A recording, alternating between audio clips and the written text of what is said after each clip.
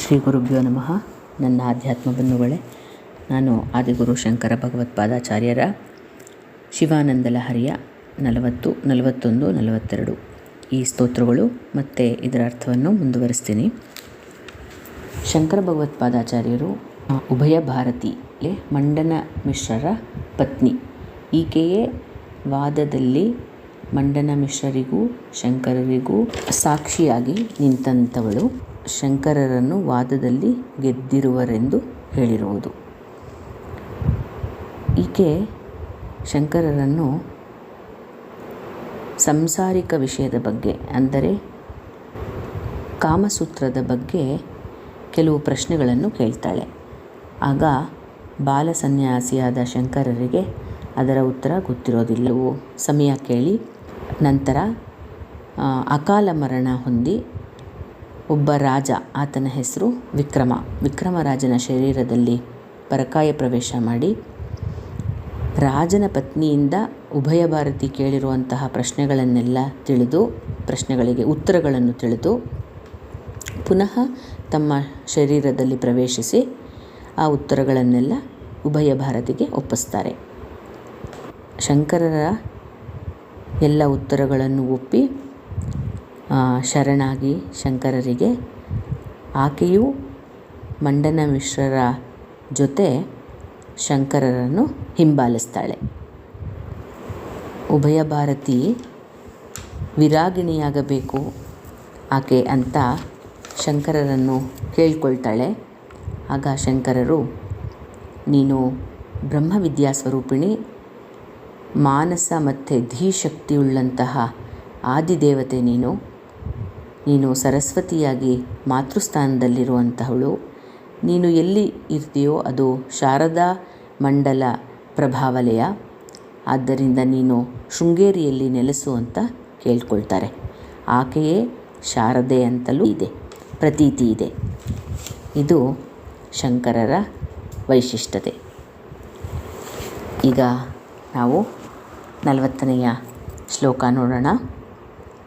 ಧೀಯಂತ್ರೇಣ ವಚೋಘಟೇನ ಕವಿತಾ ಕುಲ್ಯೋಪಕುಲ್ಯಾಕ್ರಮೈ ರಾನೀತೈಶ್ಚ ಸದಾಶಿವಸ್ಯ ಚರಿತಾಂಭೋರಾಶಿ ದಿವ್ಯಾಮೃತೈಃ ಹೃತ್ಕೇದಾರಯುತಾಶ್ಚ ಭಕ್ತಿಕಲಮಾಃ ಸಾಫಲ್ಯಮಾತನ್ವತೆ ದುರ್ಭಿಕ್ಷಾನ್ಮಮ ಸೇವಕಸ್ಯ ಭಗವನ್ ವಿಶ್ವೇಶ ಭೀತಿಃ ಕುತಃ. ಇದರರ್ಥ, ಸಾಧಕನು, ಶಿವಭಕ್ತನಾದಂಥವನು ಮನಸ್ಸನ್ನು ಹೇಗೆ ಇಟ್ಕೋಬೇಕು ಅಂತ. ಇದು ಶಿವಭಕ್ತಿ ಅನ್ನೋ ಪೈರನ್ನು ಬೆಳೆಸೋದಕ್ಕೆ ಹೃದಯ ಅನ್ನೋ ಗದ್ದೆ ಇರಬೇಕು.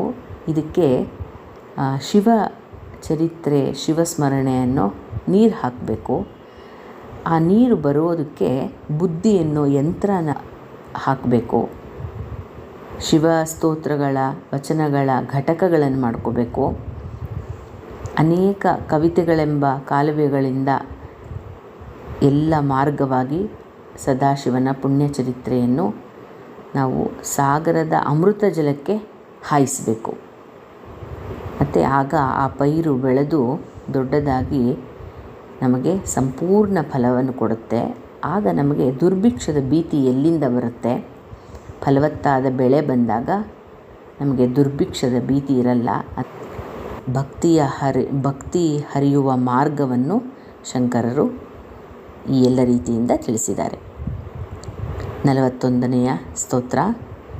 ಪಾಪೋತ್ಪಾತ ವಿಮೋಚನಾಯ ರುಚಿರೈಶ್ವರ್ಯಾಯ ಮೃತ್ಯುಂಜಯ ಸ್ತೋತ್ರ ಧ್ಯಾನ ನತಿ ಪ್ರದಕ್ಷಿಣ ಸಪರ್ಯಾಲೋಕರ್ಣಾಕರ್ಣನೆ ಜಿಹ್ವಾಚಿತ್ತ ಶಿರೋಂಗ್ರಿ ಹಸ್ತನಯನ ಶ್ರೋತ್ರೈರಹಂ ಪ್ರಾರ್ಥಿತೋ ಮಾಮಾಜ್ಞಾಪಯ ತನ್ನಿರೂಪಯ ಮುಹುರ್ಮಾಮೇವ ಚ.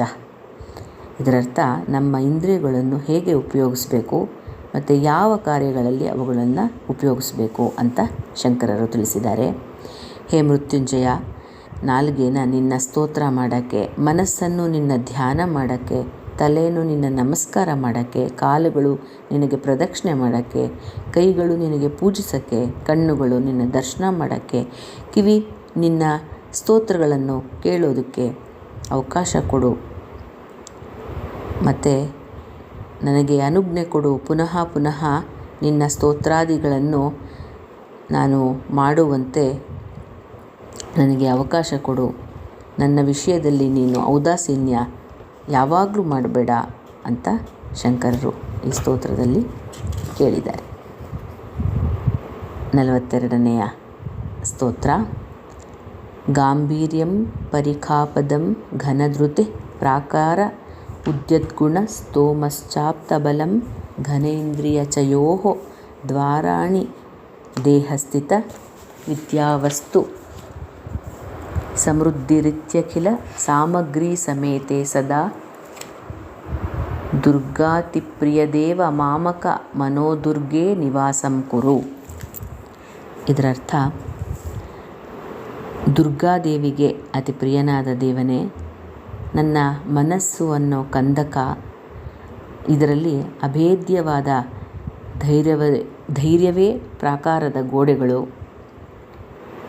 ಮತ್ತು ವೃದ್ಧಿ ಹೊಂದಿರುವ ಸದ್ಗುಣಗಳೇ ನಂಬಿಕೆಗೆ ಅರ್ಹವಾದ ಸೈನ್ಯಗಳು.